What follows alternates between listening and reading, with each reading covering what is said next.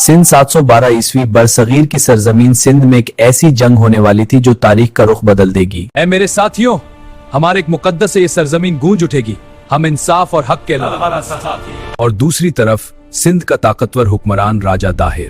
یہ میرا فرمان ہے۔ اس وقت سندھ پر حکومت کر رہا تھا راجہ داہر۔ اس کی سلطنت میں ڈیبل، نیرون، سیہون اور الور جیسے شہر شامل تھے۔ لیکن عرب تاجروں اور مسلمانوں کے ساتھ کشیدگی بڑھ رہی تھی۔ معاملات خراب میں کچھ کرنا ہوگا۔ یہ خبر پہنچی۔ اے امیر، اہم خبر ہے۔ بتاؤ کیا خبر ہے؟ ایک طرف تھا نوجوان سپہ سالار محمد بن قاسم اور دوسری طرف سندھ کا طاقتور حکمران راجہ داہر، اور یہی واقعہ بن گیا جنگ کی وجہ۔ انکار۔ تب حجاج نے فیصلہ کیا ایک نوجوان سپہ سالار کو بھیجنے کا۔ نام تھا محمد بن قاسم۔ اور پھر شروع ہوا سندھ کی طرف سفر۔